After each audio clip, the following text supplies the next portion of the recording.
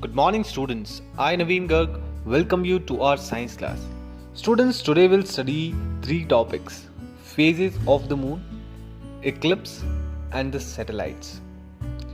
Phases of the moon.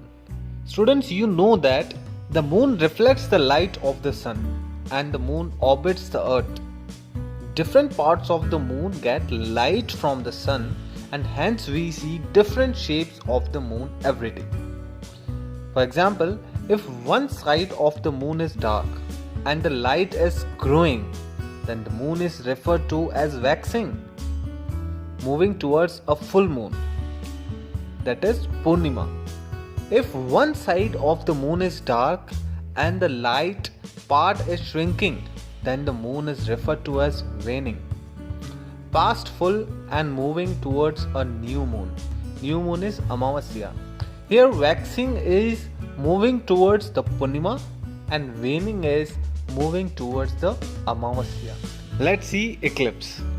When the earth, the moon and the sun form a straight line, the one which is in the middle receives the sunlight, whereas the other one which is behind does not or maybe partially or completely receives the sunlight. The one in the middle casts a shadow on the one which is behind. This is called eclipse. Lunar eclipse. When the earth comes in between the sun and the moon is not able to receive sunlight and the earth casts a shadow on the moon. It is lunar eclipse. When the earth's shadow completely blocks the sunlight, the shadow is called umbra. When the earth blocks only a part of the sunlight, the shadow is called penumbra.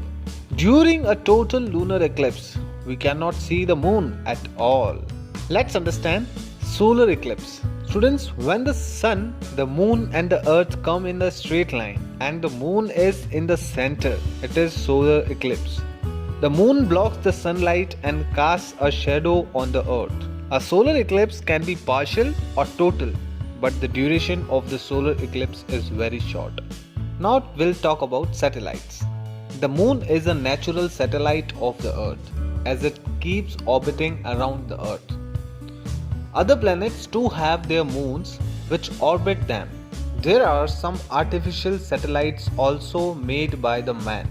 Aryabhatta was the first Indian satellite sent into space in 1975. Some other Indian satellites are INSAT 2A, 2B Cartosat was launched in 2008. The Mars orbiter mission called Mangalyaan was launched on November 5, 2013 by the Indian Space Research Organization, that is ISRO. Some satellites are used for collecting the data on weather. They are called weather satellites. Some satellites help us to communicate on mobile phones. They are called communication satellites. Some satellites give information to the scientists on the solar system. They are called scientific satellites. That's all for the day. Stay safe. Thank you.